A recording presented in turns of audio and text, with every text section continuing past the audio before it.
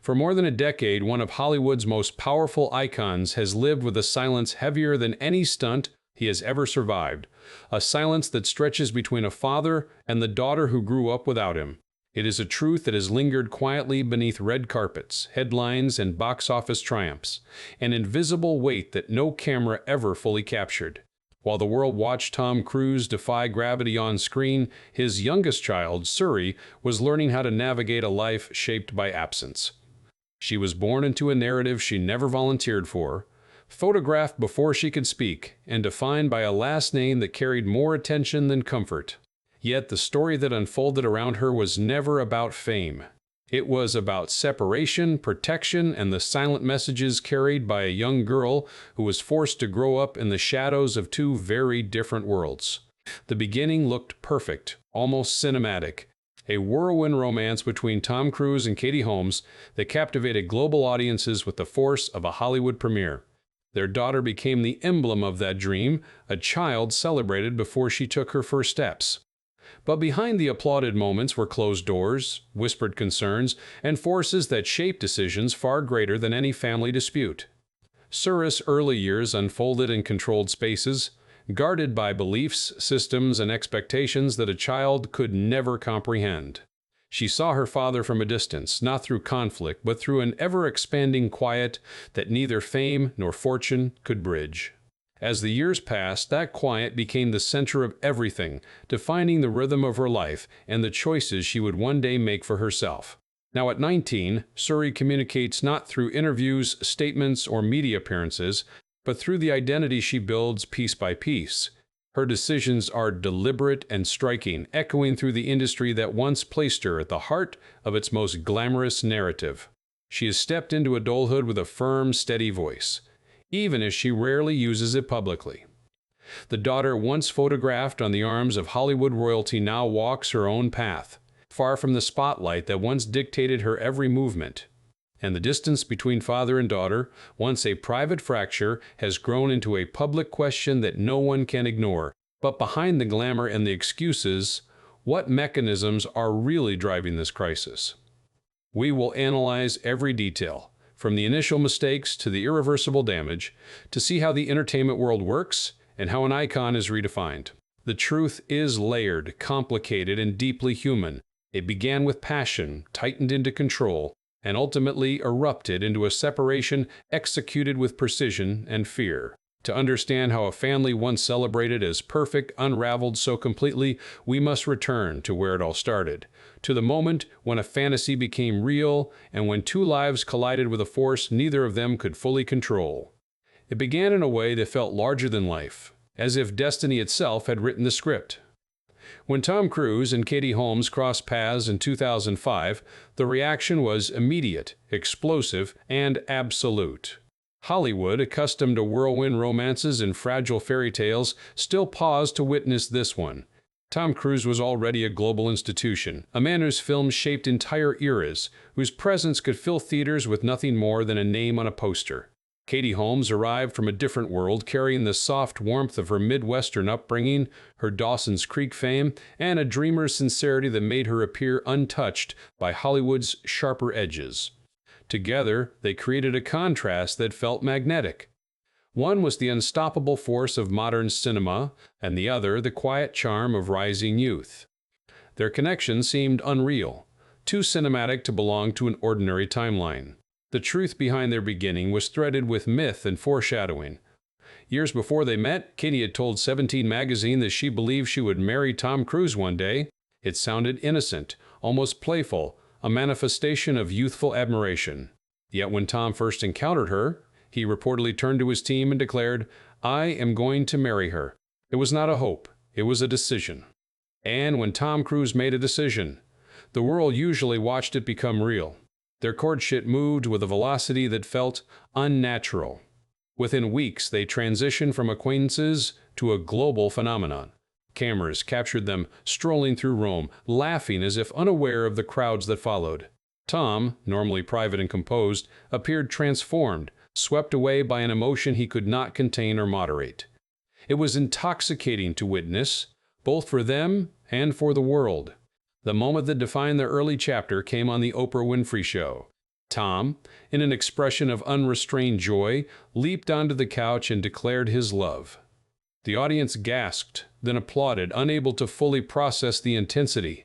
Viewers around the world debated whether it was passion, impulsivity, or something no one understood. Regardless of interpretation, it became a cultural moment, a symbol of how overwhelming and unusual this romance already was. It also marked the first visible line between Hollywood's expectations and Tom's devotion to a belief system that shaped his worldview. His emotional exuberance was not simply love, it was conviction, fueled by the structure and ideology of Scientology, which had long been central to his identity. When their daughter, Suri, was born on April 18, 2006, Tom described the moment as the happiest day of his life. He repeatedly called her a miracle, a blessing, the center of his world. Yet even this intimate moment unfolded under the doctrines of Scientology. Katie underwent a silent birth, a practice requiring complete quiet in the delivery room, intended to ensure the child entered the world in calmness. Tom purchased a personal sonogram machine, using it at home to monitor the pregnancy in detail. Outsiders struggled to understand these choices, some viewing them as intrusive, others as intense devotion. For Tom, they were expressions of love intertwined with belief. For Katie, raised in Catholic traditions, these rituals marked her first step into a world whose rules she did not fully grasp. Their wedding later that year intensified the divide between public perfection and private tension. Set in the breathtaking 15th-century Odescalchi castle in Bracciano, Italy, the ceremony looked like a royal coronation.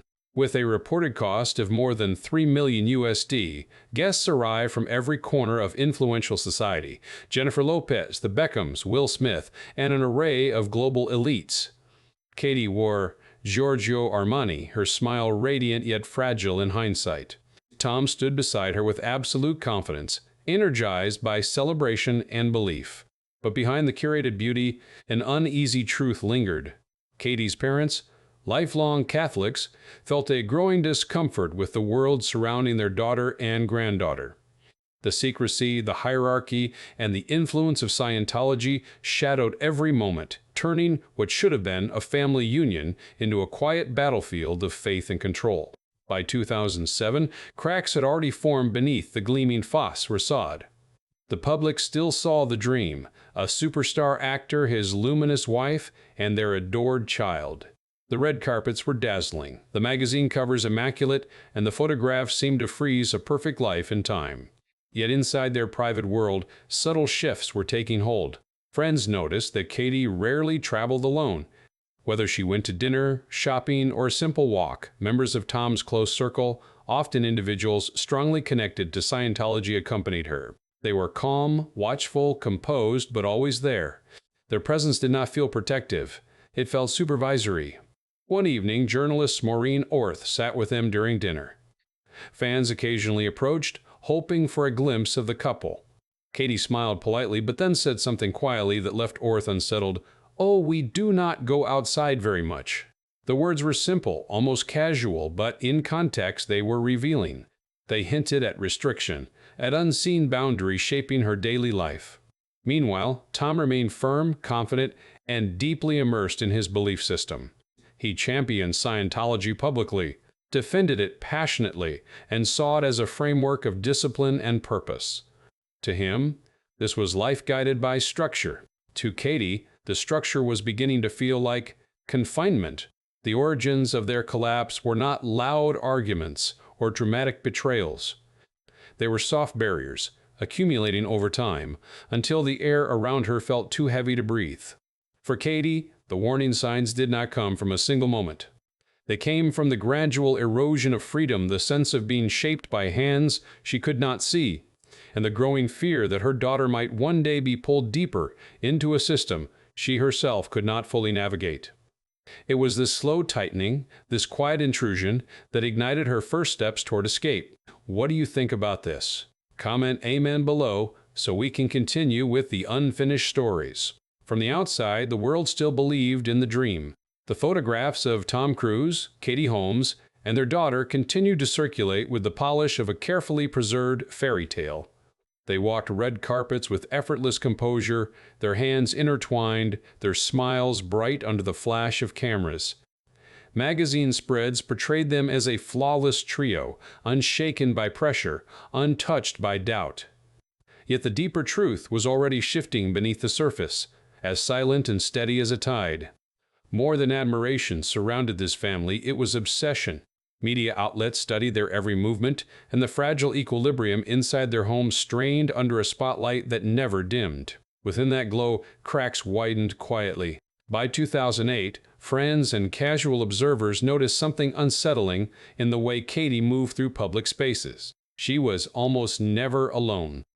Whether stepping out for a simple errand or arriving at a restaurant, individuals associated with Tom's inner circle or linked directly to Scientology appeared beside her.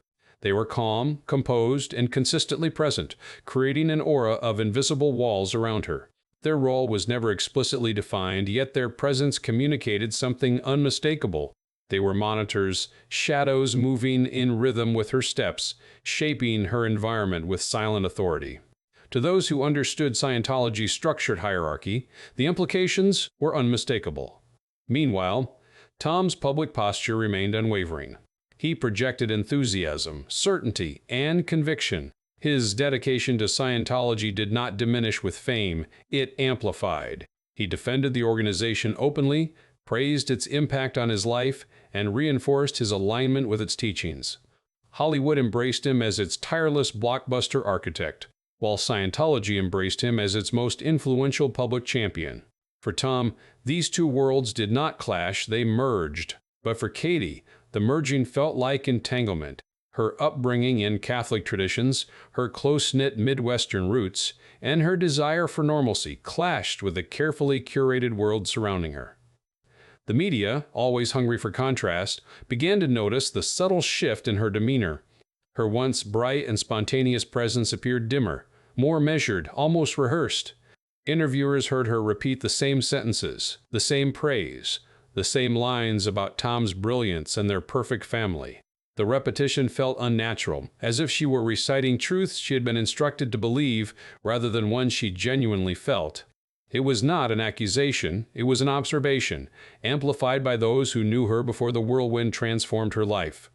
Even in candid moments such as dinners or quick encounters with fans, her expressions carried a softness tinged with restraint.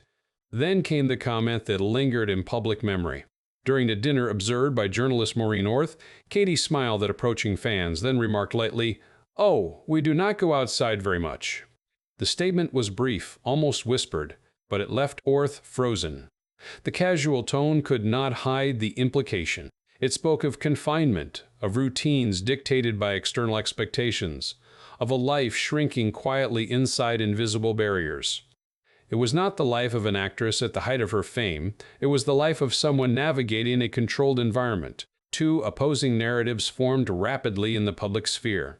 One side believed Tom was protecting his family with intensity, ensuring privacy, and shielding them from invasive media attention. This group interpreted Katie's quieter demeanor as the natural exhaustion of motherhood combined with relentless scrutiny. They admired Tom's dedication and perceived the couple as united against the chaos of celebrity culture.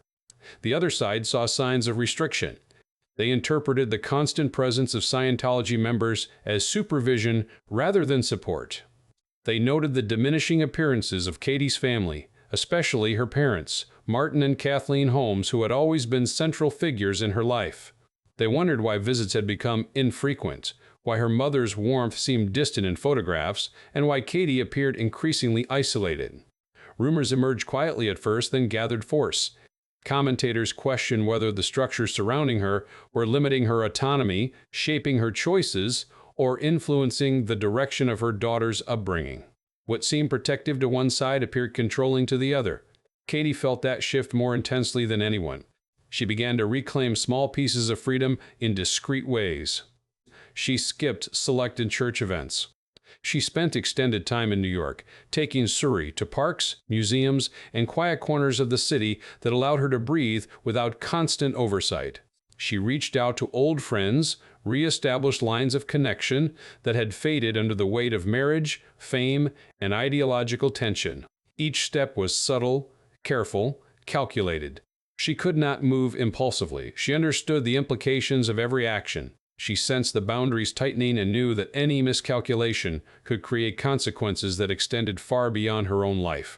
Scientology's expectations for children offered no comfort. Tom's adopted children with Nicole Kidman, Bella, and Connor were deeply rooted in the organization, fully committed to its principles and upbringing pathways. For Tom, raising Suri under the same belief system felt natural. For Katie, the idea felt threatening. She did not oppose Tom's personal faith, yet she feared the possibility that her daughter might one day enter a program like the Sea Org, a path she did not understand and could not support. By 2010, the tension inside the household had reached an invisible peak. Public photographs still displayed picture-perfect harmony, but those who saw Katie closely described a woman whose glow had dimmed.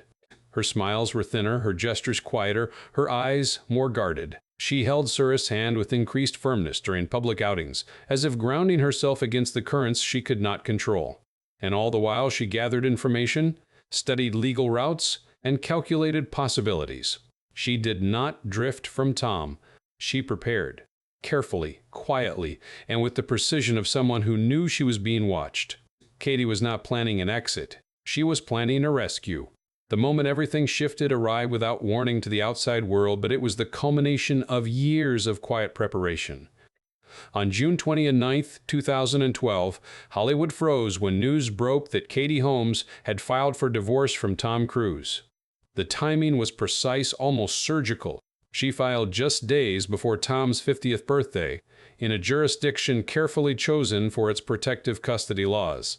The world saw a headline. Tom saw a rupture he never imagined possible. In Iceland, where he was filming the science fiction epic Oblivion, he learned about the filing at the same time the public did. For a man who had mastered control in every corner of his professional life, the shock was profound. He later said softly, "It hit me hard. Wife can do that to you."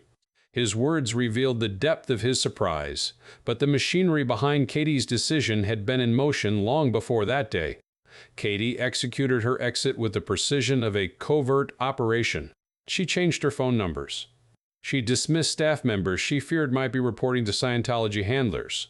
She hired new security, vetted through channels far removed from Tom's world. She consulted quietly with her father, Martin Holmes, a seasoned lawyer with a sharp understanding of contract negotiation and legal risk. Years earlier, he had helped craft the prenuptial agreement. Now, he used that knowledge to design a path towards separation that could withstand scrutiny, pressure, and the influence of one of Hollywood's most powerful figures. Katie did not leave in anger. She left to protect her child. Documents filed later in court confirmed the unspoken truth. She feared a future in which Suri would be pulled into the strict, high-how commitment programs within Scientology as she grew older. For Katie, that possibility was unacceptable. The legal storm ended almost as quickly as it began. After only 11 days, the divorce was finalized. Negotiations that might have dragged on for months between other high-profile couples moved with unusual speed. Tom agreed to pay approximately $400,000 USD per year in child support until Suri reached adulthood, as well as additional expenses related to schooling and healthcare. But money was never Katie's objective. Her mission was separation. Clean. Absolute. Permanent. The settlement allowed her full control over decisions related to Suri's education, medical treatment, and, most importantly, her spiritual direction. Scientology would not be part of her daughter's future. The morning after the agreement, Katie and Suri vanished from Los Angeles without a trace. When they resurfaced days later in New York City, they walked through Chelsea quietly, without bodyguards, without shadows, and without the weight that had followed them for years. Katie appeared exhausted but unmistakably free. Tom, meanwhile, entered a different kind of silence. In 2013, during a deposition related to a separate lawsuit, lawyers confronted him with the difficult question that had hovered over the divorce. Had Katie left in part to protect their daughter from Scientology? Tom called the question offensive, yet he conceded that it was one of the assertions involved. His response became the closest he ever came to acknowledging the ideological divide that had fractured their family. Reports at the time stated that he had seen Suri only once after the divorce in a short private meeting. No further confirmed visits or photographs ever emerged. Years passed. Tom immersed himself in his career with renewed intensity. He traveled non-stop for Mission Impossible films, global premieres, world tours, and daring stunts that escalated with every project. He clung to the side of an aircraft mid-not flight, leaped from helicopters, scaled skyscrapers, and pushed physical boundaries to impossible extremes. Audiences cheered these feats, unaware that another mission, the one involving his daughter, remained untouched. While Tom soared across continents, Suri's life moved in an entirely different direction. Katie relocated permanently to New York, creating a grounded environment focused on routine rather than spectacle.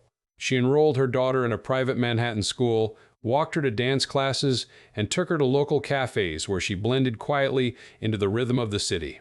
For someone born under the blinding glare of celebrity culture, Suri grew up remarkably sheltered from Hollywood's noise. As she entered her teenage years, she developed an identity that resembled her mother's grace and steadiness. Her manner was gentle, her presence calm.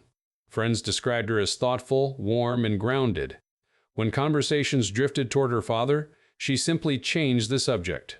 It was not bitterness, it was detachment. Then came the turning point that revealed her inner transformation. By 2021, Suri attended the prestigious LaGuardia High School of Music and Art and Performing Arts, the famed institution that cultivated generations of artists. She sang, acted, and collaborated on short films with classmates, but it was the school program for the Addams Family musical that startled observers. Her name appeared not as Suri Cruz, but as Suri Noel, adopting her mother's middle name. The decision was small on paper, yet monumental in meaning. It signified independence, a step toward a personal identity separate from her father's globally recognized lineage. When she graduated in June 2024, the name Suri Noel appeared in bold on the official list. Tom was not present. At that moment, he was thousands of miles away, attending a Taylor Swift concert in London. The contrast between father and daughter had never felt sharper. That summer, Suri moved to Pittsburgh to begin her studies in fashion at Carnegie Mellon University. Katie accompanied her quietly, carrying boxes, helping arrange the dorm room, and blending in among other parents. There were no bodyguards, no flashing lights, no special accommodations. It was a simple parent-child moment, made extraordinary only by the history that preceded it. In 2025, while Katie directed a new film titled Happy Hours, Suri visited the set. She was 19, confident and composed, dressed in simple khaki pants, a white tank top, and red sneakers. Most people did not recognize her. She carried herself like someone who had stepped firmly into her own life, no longer shaped by the narratives that once defined her. The most human moment came months later. In October 2025, photographers captured Suri sitting alone on a New York doorstep, her head in her hands, visibly exhausted. Minutes later, Katie arrived in an Uber, sat beside her, and pulled her close. They spoke quietly before walking down the street for pastries. To passers-by, it looked like an ordinary moment between a mother and her daughter.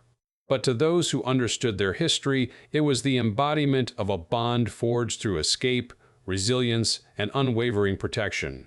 The final shape of their journey was not defined by fame or scandal, but by survival.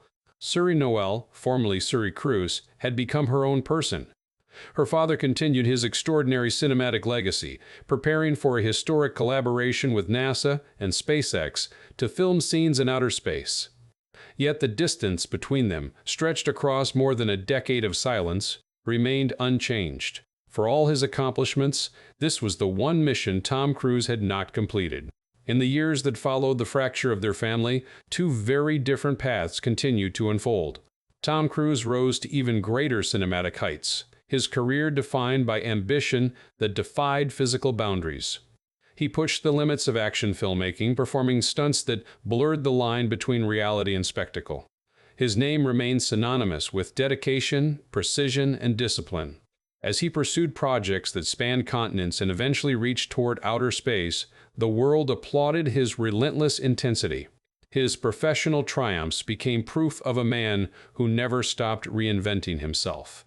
Yet underneath the accolades, one absence remained untouched: The distance between him and his youngest daughter was not measured in miles, but in time, silence, and choices that could not be undone. Suri Noel, meanwhile, stepped into adulthood with a quiet grace, shaped by years of living far from Hollywood's gravitational pull. Her life, intentionally crafted by her mother, unfolded through routine rather than spectacle. She studied, created, experimented, and learned to define herself without the weight of her father's legacy. New York became the backdrop for her transformation, a city that allowed her to disappear into its rhythm while still discovering her own. She developed her talent in fashion and the arts, preferring expression over attention, substance over visibility. She built a small yet meaningful world anchored in privacy, friendships, and personal growth. And with each passing year, the identity she forged became clearer. She was no longer the child of a global icon, she was an individual standing steady on her own foundation. Katie Holmes carried her side of the journey with the resolve of someone who understood the magnitude of her decisions. Her focus remained steady, to protect her daughter and give her a life grounded in reality rather than fame. She navigated the aftermath with restraint, allowing her work, her parenting, and her silence to speak for her. Friends described her as grateful, centered, and deeply proud of Suri's independence. She understood that her daughter's strength was not the product of a smooth life, but of one shaped by obstacles survived in quiet resilience. Together, they built a bond defined not by what they escaped, but by what they created afterward. The aftermath of their story reveals a broader truth about the fragile nature of public personas.